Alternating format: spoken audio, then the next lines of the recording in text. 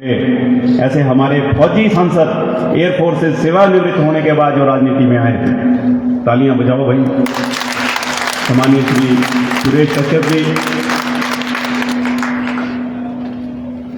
जिनका हमारे ऊपर, हमारे निर्वाचन क्षेत्र के ऊपर हमारे साथ बहुत स्नेह प्यार और बहुत नजदीकी रही है और जिनको हम मार्गदर्शक के तौर पर हमेशा देखते रहे हैं, ऐसे हमारे पूर्व ऊर्जा मंत्री और सादगी मैं समझता हूं जिनका एक विशेष गुण है, ऐसे हमारे बहुत आदरणीय पूर्व मंत्री सम्मानीय श्री सुखराम चौधरी जी, पूर्व में महिला आयोग की सम्मानीय अध्यक्षा रही, परमाणु नगर परिषद की आप अध्यक्षा भी रही हैं डॉक्टर डी ठाकुर जी, हमारे मंडल के सम्मानीय अध्यक्ष, ऊर्जावान और युवा अध्यक्ष, पार्टी के काम को बहुत ताकत से जो आगे बढ़ा रहे हैं, कंधे से कंधा मिला करके मेरा सम्मानीय श्री मदन मोहन मेहता जी, आप हमारे वाइस चेयरमैन भी हैं बीडीसी के, किसान मोर्चा राष्ट्र कार्य समिति के सम्मानीय सदस्य, किसान नेता हैं। वैसे आपका भाषण आप सुनना चाहते थे पर आपको समय नहीं दे पा रहे। हमारे पड़ोस से हैं सम्मानीय श्री देवेंद्र ठाकुर पूनपुरी, आपका भी स्वागत अभिनंदन। दुधारू पशु सभा के सम्मानीय हमारे पूर्व चेयरमैन पंडित रामेश्वर शर्मा जी, सम्मान के योग्य जोगिंद्रा बैंक के पूर्व में चेयरमैन रहे लालकिशोर शर्मा जी, वाइस चेयरमैन रहे भाई यशपाल ठाकुर जी, और जो डिस्ट्रिक्ट कोऑपरेटिव फेडरेशन के जो अभी भी वर्तमान में जो चेयरमैन हैं, पार्टी के बहुत कर्मठ कार्यकर्ता हैं सुंदरम ठाकुर जी, पूर्व में हमारे जो मंडल के अध्यक्ष रहे और जिन्होंने बहुत मेहनत से पार्टी के काम को संपूर्ण निर्वाचन क्षेत्र में आगे बढ़ाया, बड़ा भाई उनको बोलता हूं, सम्मानीय श्री कपूर सिंह वर्मा जी, और एपीएमसी के जो हमारे पूर्व में चेयरमैन रहे, हमारे मंडल के आप अध्यक्ष भी रहे हैं, प्रधान भी रहे हैं, लंबा राजनीतिक अनुभव है जिनका, ऐसे हमारे सम्मानीय बड़े भाई श्री संजीव कश्यप जी,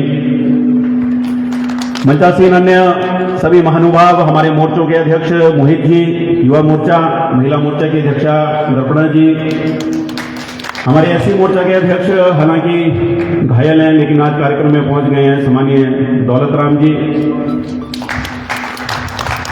और ओबीसी मोर्चा के अध्यक्ष राजेंद्र पटियाल जी, साथ में हमारे प्रकोष्ठों के भी अध्यक्ष यहाँ पर मौजूद हैं, देव प्रकोष्ठ के भाई पूर्ण शर्मा जी, और सहकारिता प्रकोष्ठ के सम्मानीय भाई वीरेंद्र ठाकुर जी पीछे बैठे हैं, मैं उनको देख पा रहा हूं, और हमारा जो सांस्कृतिक प्रकोष्ठ है, हमारे पूर्व प्रधान खुशीराम जी, आप उसके अध्यक्ष हैं। बड़ी तादाद में हमारी महिला बहनें आज यहाँ एकत्रित हैं, माधवी शक्ति, बिलो जी, भीमा जी, ममता जी, संतोष जी, किरण जी जो कि हमारी पार्षद भी हैं, और नरेंद्र ठाकुर जी जो हमारे प्रदेश के सचिव हैं, युवा मोर्चा के, कंधे से कंधा मिला करके हर काम में आगे बढ़ करके साथ देते हैं, नीचे बैठे हुए हैं। हमारे पत्रकार मित्र सिंह साहब हैं, मोन्टो जी हैं, कुलदीप भाई हैं, हमारी बहन पत्रकार महोदया पीछे अमित भाई, रामध्यान सिंह ठाकुर, और हमारे उप प्रधान नीरज जी भी बैठे हैं। आप सभी का स्वागत है, अभिनंदन है, परंतु विशेष स्वागत और अभिनंदन जिनका है तो ठाकुर जयराम जी का है। मैं चाहूंगा जोरदार तालियों के साथ, एक भी शख्स कोई ऐसा ना हो जिसके हाथ से ताली ना बजे, जोरदार तालियों के साथ आप ठाकुर जी का स्वागत करें, अभिनंदन करें। जय श्री राम, जय श्री राम, जयराम जी को जय श्री राम, जय श्री राम, जय श्री राम। और हम क्यों ना करें उनका स्वागत तालियों के साथ, क्यों ना हम उनका अभिनंदन करें। कसौली के विकास की इबारत अगर किसी ने लिखी, इस सरकार से पूर्व पिछले 5 सरकार, भाजपा सरकार के कसौली के लिए स्वर्णिम रहे। हमने जो कहा आपने किया, हमने जो मांगा आपने किया। मुझे याद आ रहा है आपका जो आखिरी दौरा था, और वो दौरा था, आप पूरे निर्वाचन क्षेत्र का दौरा कर रहे थे और आपने एक फैसला ले रखा था कि भाई इस दौरे में मैं कहीं कोई घोषणा नहीं करूंगा। आप सुबाथू आए, हमने आपसे जब आप हेलीपैड पर उतरे, हमने आपसे निवेदन किया, हमने आपके आगे एक सूची रख दी कि ये काम तो आपको आज आपको घोषणा करनी पड़ेगी, और आपने सहर्ष हमारी उन सब मांगों को स्वीकार किया। सुबाथू का कॉलेज आपने हमें दिया, सब तहसील सुबाथू आपने हमें दी, हरिपुर पंचायत का गंबर पुल जो जर्जर हो चुका था, अनेक दुर्घटनाएं, जिस पुल के ऊपर से गाड़ियां गिर जाने के कारण से अनेक लोगों को अपनी जान गंवानी पड़ी, 10 करोड़ रुपया देकर के उसका निर्माण कार्य सामान्य ठाकुर जयराम जी बहुत तेज गति से चला हुआ है। आयुर्वेदिक स्वास्थ्य केंद्र आपने परमाणु का हमें दिया, बहुत दुख का विषय है। सुक्खू की सरकार ने और विधायक ने उस स्वास्थ्य उपकेंद्र को, उस आयुर्वेदिक स्वास्थ्य केंद्र को बंद कर दिया। हमारे सीनियर सिटीजन्स की मांग थी, हमारे 6 स्वास्थ्य उपकेंद्र बंद कर दिए जो कि आपने हमें दिए। आपने हमें 2 पशु अस्पताल दिए।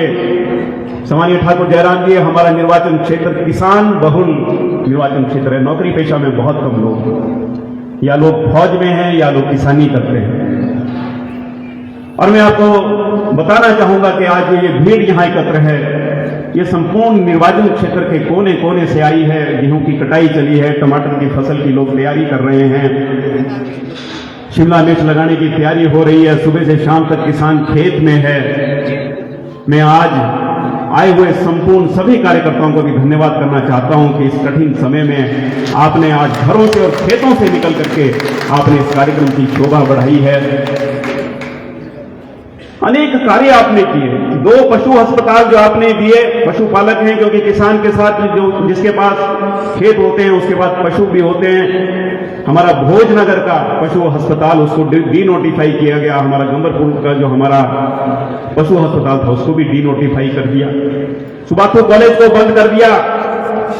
रवि शर्मा जी हमारे महामंत्री और यहां सुबाथू से आए हुए अन्य हमारे कार्यकर्ता मनीष गुप्ता जी, दिनेश गुप्ता जी, मैं आप सबको आभार देता हूं कि आप सब लोग कोर्ट में गए, हाई कोर्ट में गए और हाई कोर्ट से जो है वहां जाकर के आपने अपना पक्ष रखा और उसके बाद वो कॉलेज जो है वो शुरू हो पाया। आपने जो विकास की इबारत लिखी थी उसको, उसके ऊपर पोचा मारने का काम ये 15 महीने में सुक्खू की सरकार ने किया है। लेकिन दुख का विषय यह है कि जब इन संस्थानों को डीनोटिफाई किया जा रहा था तो बड़े मान के साथ, सम्मान के साथ जिस व्यक्ति को इस निर्वाचन क्षेत्र का विधायक लोगों ने बनाया वो चुप बैठे, वो चुप बैठे थे। उनकी सहमति इन कामों को बंद करवाने में थी। कई विधायक ऐसे थे कांग्रेस के जो मुख्यमंत्री के आगे अड़ गए, सुक्खू के आगे अड़ गए कि हम अपने निर्वाचन क्षेत्र के जो हमारे संस्थान है उनको हम बंद नहीं होने देंगे। उन्होंने नहीं बंद होने दिए, लेकिन कसौली निर्वाचन क्षेत्र के आपके द्वारा खोले गए संस्थान जो है वो बंद हो गए। सब तहसील सुबाथू बंद हो गई। आईपीएच डिवीजन, पानी की किल्लत जिस प्रकार से हमारे संपूर्ण निर्वाचन क्षेत्र के अंदर है, परंतु उससे पूर्व आपका मैं एक और धन्यवाद करना चाहता हूं। गिरी पेयजल योजना जो संपूर्ण कसौली और आसपास के कैंट और आसपास के हमारी तकरीबन 20-22 पंचायतों के लिए जो वरदान साबित होगी, जो स्कीम वो भी ठाकुर साहब आपने हमारी निर्वाचन क्षेत्र को दी है, उसका भी काम जो है उसको मध्यम गति से ये सरकार कर रही है। विधायक चुप रहा, संस्थान बंद होते रहे, विधायक चुप रहा। आज भाजपा का कार्यकर्ता तो भाजपा के गुण गाएगा ही, लेकिन हमें तो हैरत तब होती है, हमें हैरानी तब होती है जब कांग्रेस का एक छोटा छोटा कार्यकर्ता जब वो हमारे साथ बात करता है वो भी निराश। वो कहता है जी इससे अच्छा तो आप थे। कई बार मिल जाते हैं जी गलती हो गई, तो मैंने कहा भी गलती हो गई तो क्या करें बताइए। अब तो अवसर 5 साल के बाद आएगा, 5 साल तो खो दिए। बहुत निराश है, कांग्रेस का कैडर निराश है, कांग्रेस के अपने कार्यकर्ता निराश हैं। जिस पार्टी के अपने कार्यकर्ता खुश ना हो उस निर्वाचन क्षेत्र का क्या होगा, वहां विकास का क्या होगा, वहां जन भावनाओं का क्या होगा। कोई एक ऐसा काम बताएं पूरे निर्वाचन क्षेत्र के अंदर जिससे लोगों को लाभ हुआ। कोई सुनने वाला नहीं लोगों के बीच में उनका दुख दर्द बांटने वाला कोई नहीं। और एक उल्टा प्रचार करना शुरू किया कि भाई सुरेश कश्यप जी तो आए नहीं, हम तो आपको डेट वाइज बता सकते हैं कब कब हमारे निर्वाचन क्षेत्र में आए। मैंने कहा 5 दौरे हुए सिर्फ सुरेश कश्यप जी का हमारे निर्वाचन क्षेत्र के अंदर, हर पंचायत में गए। 1 करोड़ के करीब अपनी जो इनकी एमपी लैड होती है, लोकल एरिया डेवलपमेंट फंड होता है एमपी का, उसमें से 1 करोड़ की राशि कसौली निर्वाचन क्षेत्र को आपने दी। इससे अधिक हम आपसे क्या मांगे। आपने सिर्फ कसौली नहीं देखना भैया, आपने 17 विधानसभा क्षेत्र देखने हैं। हर पंचायत में आपका प्रवास हुआ है। और एक बात मैं और बोलना चाहूंगा, अभी कुछ महीने पूर्व इस प्रदेश ने एक आपदा को जो है वो झेला, और जब आपदा को झेला हमारे सांसद हमारे बीच में आकर के खड़े हो गए। आप गुनाई गए, कोटबीजा पंचायत का गुनाई गांव और गुनाई के साथ बनोई गांव, पूरा का पूरा गांव जो है वो वहां पर मकान ध्वस्त हो गए। हम भी जाकर के आए। उसके बाद सांसद जी ने कहा भाई आपके गुनोई गांव में मैं जाना चाहता हूं, मुझे पता लगा है कि वहां पर लोगों के मकान जो है ध्वस्त हो गए। पूरे गांव से बच्चे, महिलाएं, बुजुर्ग, माताएं और हमारे किसान लोग उस गांव को छोड़ करके टेंट में रह रहे हैं। हम आपको वहां लेकर के गए, आपने उनकी मदद भी की, उनके दुख दर्द में आप उनके साथ भी हुए। लेकिन मुझे दुख इस बात का है कि हमारा जो विधायक था वो सांसद जी से पहले वहां नहीं पहुंचा, सांसद जी के बाद वहां पर पहुंचा। आप सिहाड़ी भी पहुंचे। सिहाड़ी में सामान्य ठाकुर जयराम जी, आप भी उस आपदा की घड़ी में कसौली के लोगों के साथ आप खड़े हुए। आपके साथ हमारे सांसद महोदय भी थे, आपका भी मैं धन्यवाद करता हूं। आप आए, बैठे, अनुसूचित जाति वर्ग से संबंधित लोगों का हमारा वो गांव, ठाकुर साहब ने वहां एक घर में बैठ करके, एक सामान्य परिवार में बैठ करके आपने चाय पी। एक एक व्यक्ति के साथ आप वहां पर मिले, आपने उनके कंधे के ऊपर हाथ रखा, आपने केंद्र में बात की कि कसौली निर्वाचन क्षेत्र के अंदर जो नुकसान हुआ है, आपने प्रधानमंत्री जी से आपने निवेदन किया, प्रधानमंत्री जी कसौली निर्वाचन क्षेत्र में जो नुकसान हुआ है उसके लिए भी जो है वो धनराशि जो है वो प्रदेश को मिलनी चाहिए। और हम प्रधानमंत्री जी का धन्यवाद करते हैं। 4000 करोड़ की राशि सामान्य प्रधानमंत्री जी ने, और वो राशि हमारे कसौली निर्वाचन क्षेत्र में भी बंटी है लोगों को। आप पहुंचे, हमारा आंजी मातला पंचायत का जो हमारा आंजी गांव, वहां पर सांसद महोदय हमारे एक एक घर में गए, जाकर एक एक घर के अंदर गए जहां जहां नुकसान हुआ। कैसे बोलते हैं सांसद नहीं आया? इतना झूठ नहीं बोलना चाहिए। सरकार को झूठ बोलने की आदत, कांग्रेस को झूठ बोलने की आदत, 10 झूठ बोल करके सरकार बना ली। और किसी चीज में इनकी मास्टरी हो ना हो, भाई कांग्रेसियों की मास्टरी झूठ बोलने में बहुत है। पता नहीं अपने कार्यकर्ताओं को किस यूनिवर्सिटी में ये झूठ बोलने का कोर्स करवाते हैं। प्रधानमंत्री जी तो सच्चाई की यूनिवर्सिटी चलाते हैं, ईमानदारी की यूनिवर्सिटी चलाते हैं। और ये कांग्रेस के नेतागण, इनकी कोई गुप्त यूनिवर्सिटी है जहां पर लोगों को विशेष ट्रेनिंग झूठ बोलने की दी जाती है।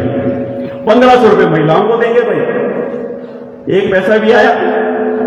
और बोला जनवरी से शुरू कर देंगे, पहली कैबिनेट की मीटिंग होनी, सरकार बनने के बाद 1500 प्रत्येक महिला के खाते में जो है वो पैसा जाए। कितना बड़ा धोखा मातृशक्ति के साथ, देवियों के साथ। शर्म आनी चाहिए। किसानों का मूर्ख बनाया। गोबर खरीदेंगे भाई 2 रुपए किलो, किसानों को लगा दिया। पहले बिकता नहीं था, हम तो खेतों में गोबर फेंकते थे। हमारा गोबर भी बिकेगा, हमारा दूध भी, गाय का 80 रुपए किलो और भैंस का 100 रुपए किलो। 1 लाख रोजगार जो है वो प्रति वर्ष देंगे, 5 साल में 5 लाख रोजगार देंगे भाई। आज ब्यौरा रखो। सुल्तानपुरी अभी तक तो कसौली निर्वाचन क्षेत्र के अंदर अभी कदम रखने का हौसला नहीं कर रहे हैं। अभी सिरमौर जा रहे, शिमला जा रहे हो, लोगों को सच्चाई पता नहीं है। वहां लोगों को लगता होगा पता नहीं भाई कितना बड़ा नेता होगा, लेकिन आओ यहां देखो भाई कसौली निर्वाचन क्षेत्र में हिसाब लेना उससे जरूर आपने। उनके परिवार की महिलाएं भी गई, महिलाओं को गांव में जाकर के बेवकूफ बनाया। पूरा परिवार लगा हुआ था झूठ बोलने में। 1500 रुपया महिला, लोगों ने हिसाब लगाया भाई, एक महिला 1500, 2 तो 3000, 4 तो 6000, कमाने की जरूरत ही नहीं। ठगा, लोगों को ठगा। पहाड़ी लोगों की जनभावनाओं के साथ जो है वो खेला गया। आज मौका है, और ये टिकट लेने के पीछे भी कारण है। ये विधायकी बहुत मुश्किल काम है। मैं तो 15 साल रहा हूं, आपकी सेवा मैंने की। आप लोगों ने मुझे इतने ऊंचा जो है आपने मुझे रुतबा दिया, मेरा मान बढ़ाया, आपने सम्मान बढ़ाया। लेकिन लोगों के साथ दिल मिलाना, कदम से कदम मिला करके भावनाओं के साथ उनके एकजुट होना, इसके लिए बड़ा साहस चाहिए, स्वभाव चाहिए। वो साहस स्वभाव नहीं है। इसलिए मौका ढूंढ रहे हैं कि वही विधायकी तो बड़ी कठिन है, कहां फंस गया, दिल्ली की ओर चलता हूं जरा। कोई नहीं पूछेगा, दिल्ली में मस्त रहेंगे, व्यस्त रहेंगे, व्यस्त ना भी रहे तो मस्त रहेंगे, यहां से पिंड छूट जाए। मैं आपसे निवेदन करता हूं, हमें प्रेम है उनसे, क्योंकि हमारा एमएलए है, इसलिए दिल्ली नहीं भेजना उसको, यहीं अपने बीच में रखना है, कसौली में ही रखना है और बोलना है भाई ये जो 6,700 वोट से जीता है, पहले ब्याज सहित इसको हम 5 साल में आपसे वापिस लेने वाले, आपको दिल्ली नहीं भेजेंगे हम, पतली गली से दिल्ली नहीं निकलने देंगे। वो पतली गली जो दिल्ली जाने वाली ढूंढ रहा है एमएलए, उस पतली गली को बंद कर देना है मेरा आपसे निवेदन। नरेंद्र मोदी जी का विराट व्यक्तित्व।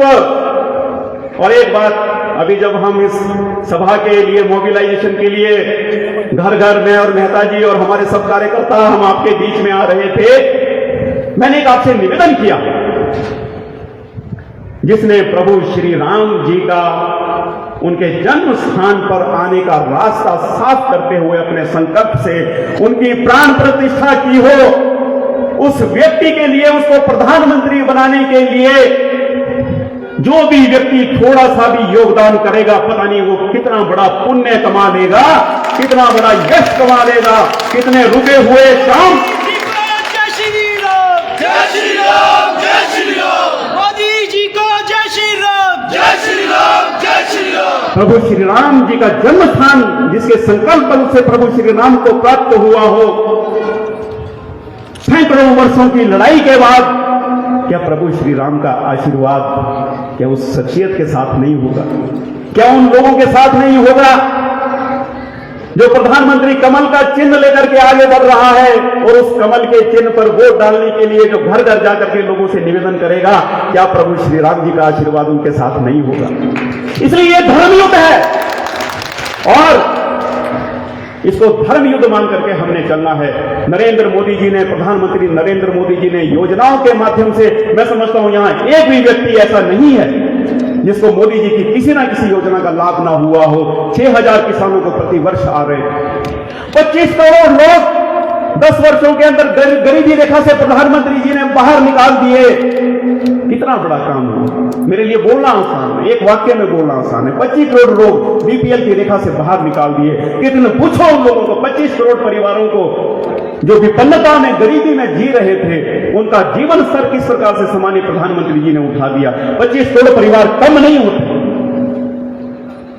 इसलिए ऐसे व्यक्ति के पीछे उस जिस पार्टी का प्रतिनिधित्व वो कर रहे हैं, हमें गर्व है कि हम उस पार्टी के सदस्य हैं, हम उस पार्टी के लिए काम करेंगे। बड़ा हल्ला डाला हुआ है कांग्रेस के लोगों ने कि जी हम तो 10,000 से लीड कर रहे हैं, हम 15,000 से लीड कर रहे हैं कसौली से। किसी लंबे बाल वाले आदमी ने बाल कटवाने गया, नाई की कुर्सी पर बैठ गया, तो उसको पूछा मेरे बाल कितने लंबे हैं? तो नाई ने बोला बस अभी थोड़ी देर में तेरे सामने आएंगे, गिरेंगे नीचे तो देख लेना कितने लंबे हैं। तो ये बताना है झूठ बोल करके किस प्रकार आगे बढ़ा जाता है, लोगों को किस प्रकार से इग्नोर किया जाता है, अवॉइड किया जाता है। इसलिए मेरा निवेदन है आप सब लोगों से, घर घर जाना है, सबसे बात करनी।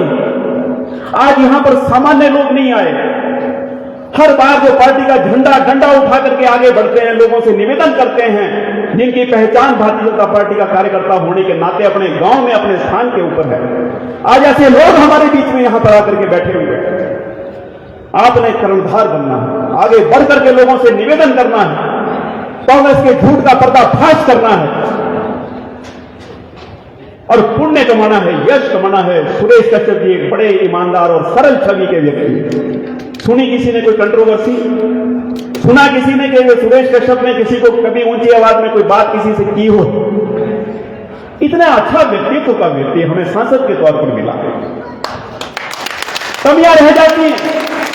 मैं 15 वर्ष इस क्षेत्र का विधायक रहा, मेरे से भी अनेक कमियां रह गई होंगी, रह गई हैं, स्वीकार करता हूं, गलतियां हो जाती। व्यक्ति गलतियों का पुतला, उनसे भी कोई कमी रह गई होगी, लेकिन आज व्यक्ति का सवाल नहीं है, आज देश का सवाल है, आज संस्कृति का सवाल है। 2047 में भारत विकसित राष्ट्र बने, किसानों का विकास हो, महिलाएं विकास के रास्ते पर आगे बढ़े, नौजवानों को आगे बढ़ने के अवसर मिले और ये देश हर क्षेत्र में आगे बढ़े। इसलिए प्रधानमंत्री जी को तीसरी बार अवश्य प्रधानमंत्री बनाना है। और इस निवेदन के साथ अपना आग्रह यहां पर स्वीकार करूंगा, अपना आग्रह यहां पर समाप्त करूंगा। आज के दिन के बाद चुप नहीं बैठेंगे, हम भी आएंगे, अब डोर टू डोर जाएंगे, लेकिन मेरी इंतजार नहीं करनी, किसी और अन्य प्रमुख कार्यकर्ता की इंतजार नहीं करनी कि वो आएंगे तब हम डोर टू डोर जाएंगे, तब हम लोगों से बात करेंगे। स्व प्रेरणा से ईश्वर को साक्षी मान करके काम आज से चालू कर देना है, लोगों से बात करनी शुरू कर देनी। कोई घर ना रहे जहां पर हम जाकर के चर्चा ना करें। अधिकांश पन्ना प्रमुख आए हुए, पार्टी के सभी प्रमुख नेता आज आए हुए। मैं पुनः धन्यवाद करता हूं आप लोगों का। जब भी पार्टी ने आवाज लगाई, जब भी पार्टी ने आग्रह निवेदन किया, तब पार्टी का झंडा डंडा उठा करके आप लोग खड़े हो गए। हमेशा पार्टी ने आपने पार्टी का साथ दिया है। मैं आपका ऋण नहीं चुका सकता, मैं आपका कर्जा कभी नहीं उतार सकता, इस जन्म में तो नहीं उतार सकता, अनेक जन्म मिल जाए तो भी नहीं उतार सकता। इसलिए आप सबका बहुत बहुत हाथ जोड़ करके मैं निवेदन करता हूं। बुजुर्गों के चरणों में मैं प्रणाम करता हूं, मातृशक्ति के चरणों में मैं प्रणाम करता हूं। और इसी आग्रह के साथ सुरेश कश्यप जी पिछली बार 17,500 की मार्जिन से यहां से जीते थे, कोई कमी ना रहे। आंखें लगी है यहां, कुछ व्यक्तिगत विरोधी भी होंगे, हमारे भी होंगे, वो सोचते हैं राजीव सहजल को जरा रगड़ा लग जाए तो ठीक ही है। बहुत है ऐसे, तमाशा देखते हैं, लेकिन मुझे आपके ऊपर विश्वास है। कांग्रेसी एक और झूठ फैला रहे हैं कि भाई सुल्तानपुरी को भेज दो दिल्ली, तब तुम्हारे बंदे का नंबर लगेगा। ये झूठ भी बोला जा रहा है, इसमें गुमराह नहीं होना। वो अगर दिल्ली चाहता है, हमारे सब रास्ते बंद हो जाए, फिर पता नहीं विधायक यहां से बने ना बने। देखो, मैं बड़ा स्पष्ट बोलना चाहता हूं, ये राजीव सहजल के कैरियर का सवाल नहीं है। मुझे तो आपके आशीर्वाद से जीवन में बहुत उपलब्धि हासिल हो गई, जो मैंने सोचा नहीं था वो मुझे मिल गई, आपके आशीर्वाद से मिला। इसका रास्ता रोकना है। आज देश का सवाल है, आज प्रधानमंत्री जी का सवाल है, देश की संस्कृति, सनातन धर्म का सवाल है। जिस प्रकार से कांग्रेस की नीतियां हैं, देश को किस तरफ ले जा रहे हैं, हमारे को आगाह होना पड़ेगा। अगर नहीं होंगे तो बहुत देर हो जाएगी। इसलिए बढ़ चढ़ करके यहां से सुरेश कश्यप जी को लीड रहे। ठाकुर जयराम जी का भी हम मान रखें, आप हमारे बीच में आए हैं। पुनः एक बार जोरदार तालियों से ठाकुर जयराम जी का स्वागत। भारत माता की जयकार का नारा यहां से लगाऊंगा, भाई सबने साथ देना। एक भी कंठ ऐसा ना हो जिसके मुंह से भारत माता की जय ना निकले। बोलिए भारत माता की, भारत माता की। भारतीय जनता पार्टी जिंदाबाद, भारतीय जनता पार्टी जिंदाबाद, प्रधानमंत्री नरेंद्र मोदी जिंदाबाद, ठाकुर जयराम जिंदाबाद, ठाकुर जयराम जिंदाबाद। और जो हमारे प्रेरणा पुरुष हैं, पूरे देश के जो प्रेरणा पुरुष हैं, प्रभु श्री राम, उनका भी मैं नारा यहां से लगाऊंगा, आप सबने साथ देना है। बोलिए जय श्री राम। और जब संकट का समय होता है तो हनुमान जी को याद करते हैं, उनका नारा लगाए बिना जो है वो जनसभा संपूर्ण नहीं होती है। बोलिए वीरवर हनुमान जी की जय, बजरंगबली। बहुत बहुत धन्यवाद।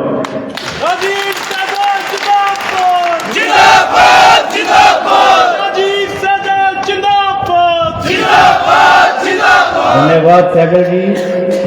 अब मेरा आग्रह रहेगा शिमला लोकसभा के प्रभारी व पूर्व ऊर्जा मंत्री आदरणीय सुखराम चौधरी जी से कि आप आएं और आप अपना संबोधन हमें दें। आदरणीय श्री सुखराम चौधरी जी। चौधरी जी को जय श्री राम, जय श्री राम, जय श्री राम। चौधरी जी को जय श्री राम, जय श्री राम, जय श्री राम।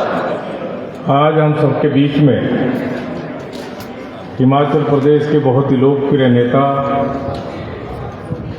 पूर्व में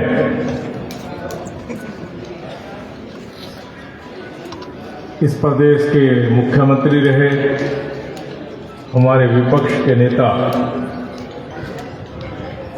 परम श्रद्धेय आदरणीय जयराम ठाकुर जी, इस विधानसभा क्षेत्र के पूर्व में विधायक रहे, पूर्व में मंत्री रहे, मेरे छोटे भाई डॉक्टर राजीव सहजल जी, महिला आयोग की सामान्य अध्यक्षा रही हिमाचल प्रदेश की श्रीमती देवी ठाकुर जी, इस मंडल के हमारे सामान्य अध्यक्ष मदन मोहन मेहता जी, राजकिशोर शर्मा जी, संजीव कश्यप जी, कपूर सिंह वर्मा जी, सुंदरम ठाकुर जी, यशपाल ठाकुर जी, रामेश्वर शर्मा जी, देवेंद्र ठाकुर जी, राजकुमार सिंगला जी, संजय ठाकुर जी, श्रीमती दर्पणा ठाकुर जी, इस सभागार में विभिन्न पंचायतों के बैठे हुए जनप्रतिनिधि, हमारी मातृशक्ति, बुजुर्गों, नौजवान साथियों, प्यारे बच्चों, पत्रकार बंधु, आज हम सबको आदरणीय जयराम ठाकुर जी का मार्गदर्शन मिलेगा। कसौली विधानसभा क्षेत्र का ये पन्ना प्रमुख का सम्मेलन है। इसमें आप सब लोग अपने कीमती समय छोड़कर फसल का काम है इस सम्मेलन में आए हैं, इसके लिए भी मैं आप सबका धन्यवाद करता हूं। आप सबको पता है 16 महीने पहले जब प्रदेश में विधानसभा का चुनाव था, हम सब लोग विधानसभा के चुनाव में गए। आदरणीय जयराम ठाकुर जी के नेतृत्व में हिमाचल प्रदेश में विकास को एक नई दिशा मिली। ऐतिहासिक काम हिमाचल प्रदेश में आदरणीय जयराम ठाकुर जी के समय में हुए। आप सबको पता है हिमाचल प्रदेश में सामाजिक सुरक्षा पेंशन लगाने की उम्र 80 वर्ष होती थी। वैसे तो आज के समय में 80 साल की उम्र बहुत कम लोगों की होती है। अगर हो भी जाए तो सिग्नेचर भी नहीं कर सकता, हाथ कांपते हैं। आदरणीय जयराम ठाकुर जी ने हिमाचल प्रदेश में पेंशन लगाने की उम्र पहले 70 साल की, फिर 65 साल की, फिर हम सब लोग विधायक दल की बैठक में आदरणीय जयराम ठाकुर जी से हमने निवेदन किया, सरकारी कर्मचारियों को पेंशन 58 साल में मिल जाती है। एक किसान जो खेत में काम करता है 60 साल की उम्र में उसका शरीर काम करने से जवाब दे देता है। एक मजदूर जो जून के महीने में, अप्रैल के महीने में नदी में बजरी छानता है जहां 45 या 48 डिग्री टेम्परेचर होता है और उसके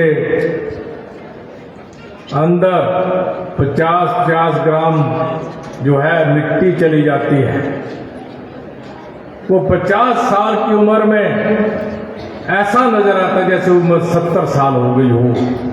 शरीर उसका जवाब दे देता है।